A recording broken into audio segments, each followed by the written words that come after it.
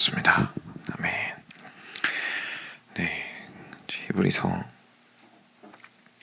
6장입니다.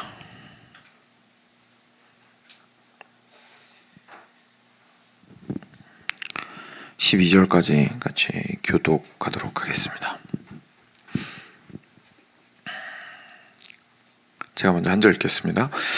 그러므로 우리가 그리스도의 도의 초보를 버리고 죽은 행실을 회개함과 하나님께 대한 신앙과 세례들과 안수와 죽은 자의 부활과 영원한 심판에 관한 교훈의 털을 다시 닦지 말고 완전한 대로 나아갈지니라. 하나님께서 허락하시면 우리가 이것을 하리라. 한번 빛을 받고 하늘의 은사를 맛보고 성령에 참여한 바 되고 하나님의 선한 말씀과 내세의 능력을 맛보고도 타락한 자들은 다시 새롭게 하여 회개하게 할 수 없나니 이는 그들이 하나님의 아들을 다시 십자가에 못 박아 드러내놓고 욕되게 함이라. 땅이 그 위에 자주 내리는 비를 흡수하여 밭 가는 자들이 쓰기에 합당한 채소를 내면 하나님께 복을 받고 만일 가시와 엉겅퀴를 내면 버림을 당하고 저주함에 가까워 그 마지막은 불사름이 되리라. 사랑하는 자들아, 우리가 이같이 말하나 너희에게는 이보다 더 좋은 것 곧 구원에 속한 것이 있음을 확신하노라. 하나님은 불의하지 아니하사 너희 행위와 그의 이름을 위하여 나타낸 사랑으로 이미 섬긴 것과 이제도 섬기고 있는 것을 잊어버리지 아니하시느니라. 우리가 간절히 원하는 것은 너희 각 사람이 동일한 부지런함을 나타내어 끝까지 소망의 풍성함에 이르러 게으르지 아니하고 믿음과 오래 참음으로 말미암아 약속들을 기업으로 받는 자들을 본받는 자 되게 하려는 것이니라. 아멘. 네.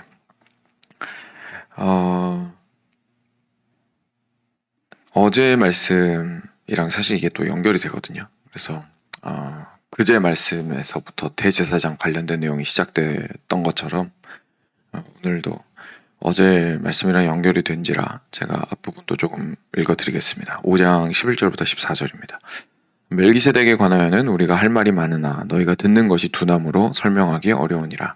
때가 오래되었으므로 너희가 마땅히 선생이 되었을 터인데 너희가 다시 하나님의 말씀의 초보에 대하여 누구에게서 가르침을 받아야 할 처지이니 단단한 음식은 못 먹고 젖이나 먹어야 할 자가 되었도다.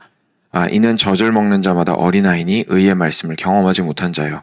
단단한 음식은 장성한 자의 것이니 그들은 지각을 사용함으로 연단을 받아 선악을 분별하는 자들이니라. 그리스도인의 성장에 대해서 이야기하고 있습니다. 멜기세덱 이야기를 결국 하죠. 7장 가면 합니다. 근데 지금 여기서 대제사장 얘기하면서 딱 연결해서 얘기를 해야 되는데 멜기세덱 얘기 하려고 딱 하니까 사람들 상태가 생각이 났나 봐요. 이제 이거 얘기해봤자 못 알아들을 텐데 이렇게 된 겁니다.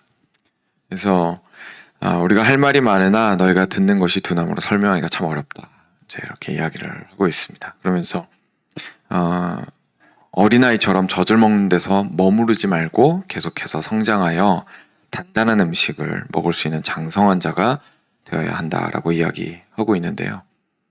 오늘 말씀을 이해하기 위해서 그 어제 맨 마지막 구절 14절이 상당히 중요한 역할을 합니다.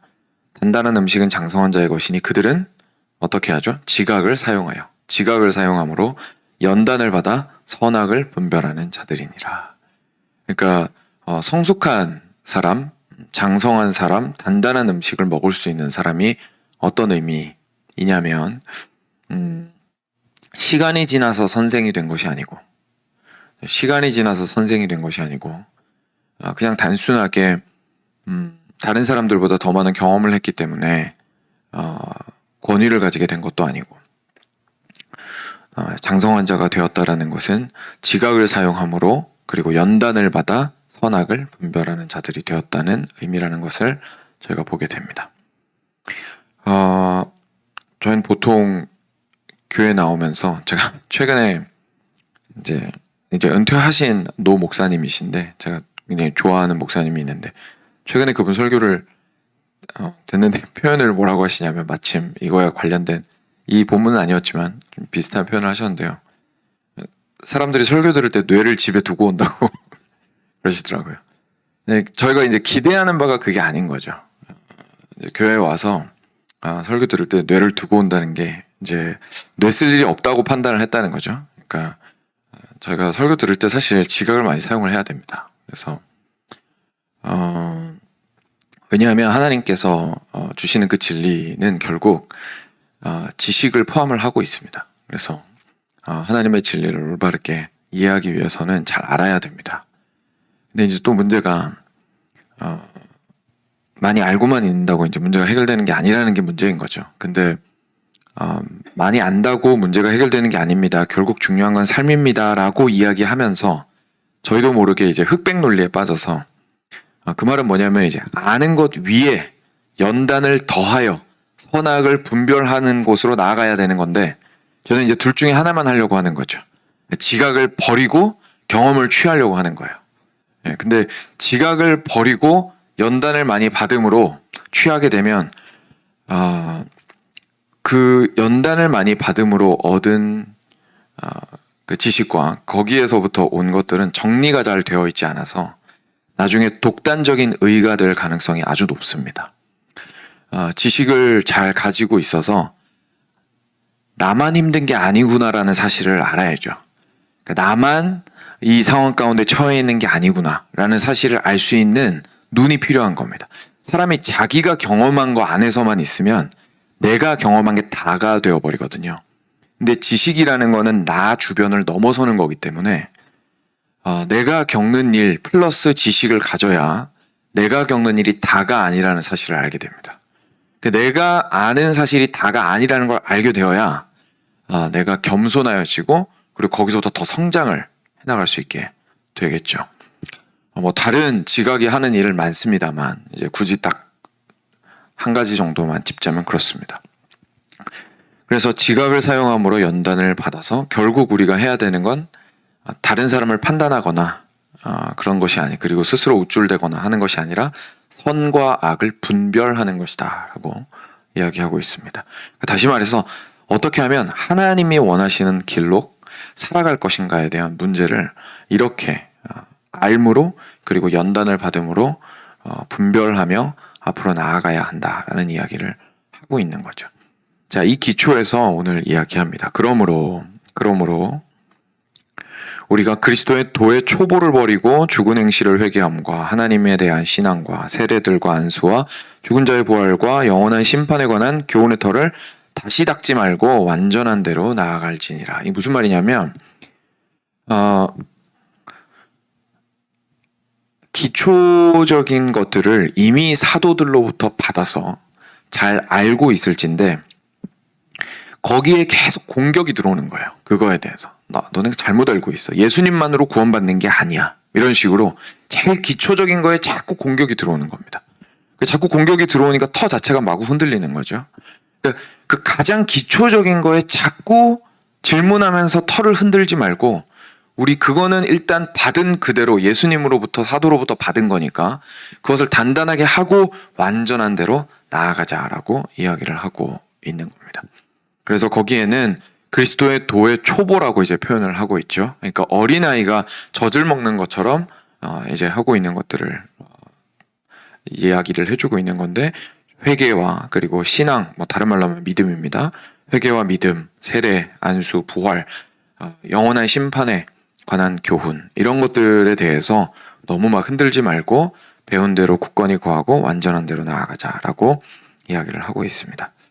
이 시점에서 안타깝지만 저희가 좀 솔직하게 저희 자신을 바라보면서 이 말씀을 좀 바라볼 필요가 있습니다. 왜냐하면 이때 히브리서 저자가 지금 이 얘기를 하는 이유는 이미 받은 게 잘 되어 있기 때문에 하는 얘기입니다. 그러니까 받은 게 예수님에게서 받은 복음을 사도들을 통하여서 뭐 100% 수용이 된 다음에 거기에서 하나님께서 영감을 주시고 각별한 지혜와 능력을 주시고 또 경험을 주셔서 사도들을 통해서 초대교회가 신앙의 기초를 다지게 되었습니다. 그래서 바울이 이야기한 것들이 꼭 예수님께서 얘기하시지 않은 것처럼 느껴질 때가 있잖아요. 왜냐하면 복음서만 가지고 우리 신앙을 세울 수는 없거든요. 바울이 얘기한 거 그리고 야고보가 얘기한 거 다 뒤에 요한이 얘기한 거 다 합해가지고 성경으로 주어졌기 때문에 근데 그거는 다른 게 아니라 예수님에게서 받은 복음을 가지고 이 사람들이 이제 하나님의 은혜 가운데 교회를 세우기 위해서 계속해서 자신들 그 성령의 도우심으로 말미암아 구체화시키고 그리고 그것들을 세분화시키고 이렇게 해왔던 거죠. 신학화시켰다고 좀 어려운 말로 표현할 수 있을 것 같습니다. 그런데 그 모든 것들이 잘 전달된 상태였습니다. 이 히브리서 저자만 해도 사도들한테 직접 이야기를 들을 수 있는 때였고, 이제 하다못해 그 다음 세대라고 할지라도 이제 3세대인 거죠. 사도들의 제자들. 그런 사람들한테 직접적으로 교훈을 받을 수 있는 시대였기 때문에 이 기초적인 것들이 충분히 다져진 상태였어요. 그래서 이렇게 얘기할 수 있었던 거예요. 이거를 우리가 이미 배운 게 다 맞으니까 이미 배운 거 너무 흔들리지 말고 그 위에 우리 계속해서 장성한 곳으로 완전한 대로 나아가자. 이 얘기거든요. 근데 저희는 좀 케이스가 다릅니다, 사실. 저희는 이 기초를 이미 저희는 이제 이렇게 생각하는 거죠. 이 말씀을 저희들한테 바로 적용을 해서 이제까지 신앙생활을 한 20년, 25년을 했으니까 초반 10년 동안 그래도 이런 것들에 대해서 내가 스트러글도 하고 많이 흔들리기도 하고 그리고 그 부분에 많이 정리가 그래도 되어 있으니까 내가 이런 프로그램 저런 프로그램을 했고 해서 잘 정리가 되어 있으니까 나는 이제 앞으로 나아가면 된다라고 이제 생각을 저희가 적용을 하게 될 수가 있거든요. 근데 그게 만약에 잘 다져져 있으면 하신 말씀이 맞습니다. 그렇게 생각하시는 게 맞아요. 근데 한국교회가 전반적으로 사실 뭐 한국교회만 그런 건 아니지만 대부분의 현대교회가 이제 가장 큰 문제 중에 하나가 이전의 전통으로부터 스스로를 단절시킨 겁니다. 그러니까 신앙을 지나치게 개인화시키면서 이전에 여기에 말하는 그리스도의 도의 초보를 더 단순화시켜버린 문제가 생겼어요. 뭐 거기에는 역사적인 여러 가지 이유가 있습니다만 그리고 정당한 이유도 있습니다. 한 가지만 예를 들어드리면 기억하시는 분 있으시겠지만 이제 그 자유주의 신학이 들어온 때가 있어요. 교회 안에. 그게 뭐냐면은 굉장히 쉽게 말하면 성경이 하나님의 말씀이라고 안 믿는 거예요. 그래서 성경 자체를 하나님의 말씀으로 안 믿고 그냥 사람이 쓴 걸로 생각하고 그러면서 이제 강단에서 선포되는 메시지도 다 윤리적인 메시지만 선포되고 이랬었거든요. 근데 우리 신앙의 선배들이 이 사람들이랑 싸웠어야 했어요. 근데 이 사람들이랑 싸우려면 이 신앙의 체계가 이제까지 내려온 역사가 유구한 건 알겠는데 그거 너무 복잡하고 두터워서 그거 가지고 싸우려고 하다 보니까 제대로 싸우기가 힘들어진 거죠. 그리고 사람들한테 일단 핵심적인 신앙을 빨리 심어줘야 되겠다는 생각을 한 거예요. 그래가지고 신앙을 축소시켰습니다. 그래서 아주 간편하게 만든 다음에 무기로 삼았어요. 그리고 나서 이제 개인한테 복음을 주면서 당신들이 가지고 있는 복음은 이런 복음입니다. 예수님 믿으면 천국 갑니다. 이렇게. 우리는 죄인입니다. 죄인인 걸 인정하십니까? 예수님 믿으시면 그 죄가 해결됩니다. 그리고 천국 갈 수 있습니다. 이렇게 뭐 사형리나 여기에 들어가는 그 브릿지 예화나 우리 다리 예화나 여기에 딱 그 몇 페이지에 들어갈 수 있는 복음 수준으로 축약을 시킨 다음에 개인의 구원 확신 점검에만 애를 많이 쓴 거예요. 그래야 자유주의 때문에 교회가 무너지지 않을 거라고 판단을 하고. 그러니까 이제 정당화할 수 있는 싸움 방식이겠죠. 그 당시에는 자유주의의 풍파가 너무 컸기 때문에 교회가 무너질 것 같으니까 이제 취했던 방식이었습니다. 근데 저희는 그 후폭풍을 맞은 세대입니다. 그래서 복음은 그렇게 간단하지 않는데 간단하게 축소시키는 것이 너무나 팽배해져서 그게 다라고 모두가 생각하게 되어버린 시대를 살고 있죠. 그러니까 이걸 넘어서는 걸 들으면 새롭다고 말하는 거예요. 왜냐하면 들은 복음이 여기가 다였거든요. 근데 지금 히브리서가 얘기하고 있는 것처럼 냉정하게 저희 자신을 평가를 해야 올바르게 설 수 있으니까 냉정하게 생각을 했을 때 지금 젖도 못 먹고 있다라고 판단을 하는 게 냉정하고 올바른 판단이라고 생각을 합니다. 그렇기 때문에 이 부분에 저희가 아주 애를 써야겠죠. 결론은 이게 다가 아니라 온전한 대로 나아가기 위하여. 온전한 대로 나아가기 위하여 젖부터 일단 먹어야 옆에서 보면 이상해 보이겠지만 왜냐하면 몸은 다 컸는데 젖을 먹고 있으니까. 그렇죠? 그런데 어차피 지금 상황은 좀 다를 수 있어도 히브리서 저자도 그거 가지고 책망하고 있는 거거든요. 몸이 지금 충분히 컸는데 선생 노릇을 할 때가 됐는데 지금 아직까지 젖을 먹고 있구나라는 이야기를 하고 있으니까 이 부분에 있어서는 저희가 자존심을 세울수록 이제 계속 젖만 먹는 겁니다. 그래서 오히려 겸손하고 우리가 아직 어리다라는 것을 인정하고 이 기초적인 부분부터 시작해서 차근차근 올라가는 겸손이 있을 때에 저희가 오히려 더 참 온전한 곳으로 나아가게 된다는 확신을 가질 수 있습니다. 그래서 계속 조금만 더 보겠습니다. 하나님께서 허락하시면 우리가 이것을 하리라. 한번 빛을 받고 하늘의 은사를 맛보고 성령에 참여한 바 되고 하나님의 선한 말씀과 내세의 능력을 맛보고도 타락한 자들은 다시 새롭게 하여 회개하게 할 수 없나니 이는 그들이 하나님의 아들을 다시 십자가에 못 박아 드러내놓고 욕되게 함이라 라고 하면서 이제 그 기초를, 그러니까 뿌리를 들어버리는 사람들에 대한 이야기를 사실상 하고 있는 거예요. 그러니까 한번 빛도 받았고, 그러니까 진리에 대한 깨달음이 깊이 있었다는 뜻이죠. 진리에 대한 깨달음이 깊이 있고 은사를 맛보고 성령에 참여한 바 되고 하나님의 그 선한 말씀과 그리고 장차 올 다가올 세상에 대한 내세에 대한 능력을 맛보았는데도 불구하고, 다시 말해서 부활의 능력을 맛보았는데도 불구하고 타락한 자들은, 거기에서부터 이제 뒤로 물러서서 등을 돌린 자들은 뿌리를 뽑아 들어올린 자들이라는 거예요. 쉽게 말해서. 그래서 다시 돌아오기가 힘들다. 그들이 한 일은 결국 예수님을 다시 십자가에 못 박아 드러내놓고 욕되게 한 것이다. 왜냐하면 예수님께서 십자가에 못 박아 죽으신 것이 어떤 의미를 가진 것인지를 지금 부정한 거기 때문에 이제까지 다 경험을 해놓고는, 그러니까 예수님의 십자가가 준 축복은 다 받아놓고는 다시 뿌리를 들어 올렸으니까 다시 예수님을 십자가에 못 박은 거나 마찬가지다 이 얘기입니다. 7절과 8절을 통해서 이제 비유를 좀 저희들한테 말해주고 있습니다. 땅이 그 위에 자주 내리는 비를 흡수하여 밭 가는 자들이 쓰기에 합당한 채소를 내면 하나님께 복을 받고 만일 가시와 엉겅퀴를 내면 버림을 당하고 저주함에 가까워 그 마지막은 불사름이 되리라. 이 말은 그러니까 결국은 그 뿌리가 이제 좋은 뿌리가 있다면 좋은 열매를 맺어야 한다는 예수님의 말씀과 일맥상통하죠. 그래서 좋은 땅에 뿌려졌을 때에 좋은 열매를 맺어야 하는데 가시와 엉겅퀴를 내면 이거는 그 뿌리 자체가 지금 현재 들린 상태이고 잘못된 상태이기 때문에 불사름이 될 것이다 라고 이야기를 하고 있습니다. 9절부터 12절 말씀을 저희가 또 좀 보기 원하는데요. 사랑하는 자들아, 우리가 이같이 말하나 너희에게는 이보다 더 좋은 것 곧 구원에 속한 것이 있음을 확신하노라. 하나님은 불의하지 아니하사 너희 행위와 그의 이름을 위하여 나타낸 사랑으로 이미 성도를 섬긴 것과 이제도 섬기고 있는 것을 잊어버리지 아니하느니라. 우리가 간절히 원하는 것은 너희 각 사람이 동일한 부지런함을 나타내어 끝까지 소망의 풍성함에 이르러 게으르지 아니하고 믿음과 오래 참음으로 말미암아 약속들을 기업으로 받는 자들을 본받는 자 되게 하려는 것이니라. 자, 여기 이렇게 나옵니다. 앞에서 말한 그 막 뿌리를 드러낸 사람들, 이렇게 스스로의 기초를 자기 마음대로 흔들어서 열매를 맺지 못하고 뒤로 물러선 사람들, 그들과는 달리 이제 타이르는 거죠.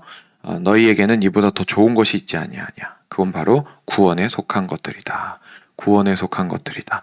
예수님께서 십자가에 못 박혀 죽으시고, 그리고 십자가에 못 박혀 죽으시기 이전에 이 땅 가운데 성육신하셔서 오셨고 33년을 순종함으로 사시며 고난을 통하여 순종함을 배우시고, 그리고 십자가에 못 박혀 죽으시고 3일 만에 온전히 죽어 있으시다가 부활하셔서 죽음을 이기시고 승리하신 이후에 그 모든 것들을 우리에게 주고자 하심이 아니냐. 그리고 그 이후에 있는 모든 일들까지도 우리가 구원에 관련된 것이라고 믿을 수 있는 모든 것들을 잘 알고 있지 않느냐. 그러니 그것을 확신한 자답게 흔들리지 말자라고 이야기를 하고 있는 겁니다. 하나님은 불의하지 않으시니까, 하나님은 의로우시기 때문에 너희가 이제까지 했던 행위와 그리고 예수님을 사랑하기 때문에 사랑한 것들로 이 성도들을 섬긴 것과 그리고 아직도 섬기고 있는 것을 잊어버리지 않으신다. 하나님께서는 이것을 반드시 기억하신다. 그래서 여러 가지 것들에 흔들려서 이걸 포기하지 말라는 이야기를 지금 하고 싶은 겁니다. 성도들을 섬기는 것과 그리고 지속적으로 하나님의 선을 따라 행하는 그 삶을 사는 것을 포기하지 말아라.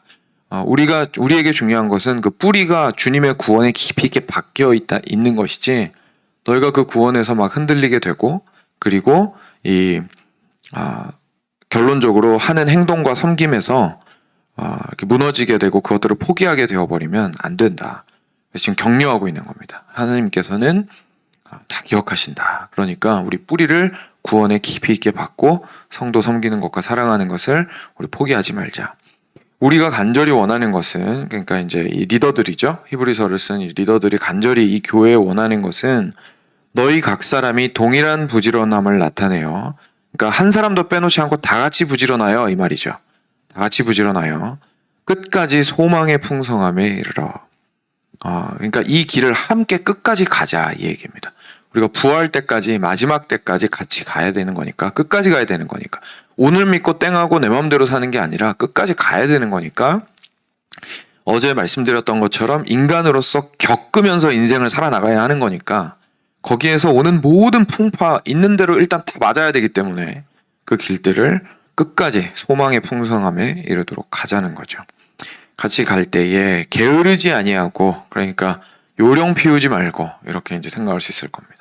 요령 피우지 말고 우리 믿음과 오래 참음으로 굳건하게 믿고, 그리고 빨리 포기하지 말고 오래 참음으로 말미암아 약속들을 기업으로 받는 자들을 본받는 자 되게 하려는 것이니라. 자, 여기에 약속들을 기업으로 받는 자들을 본받는 자라는 표현이 나옵니다.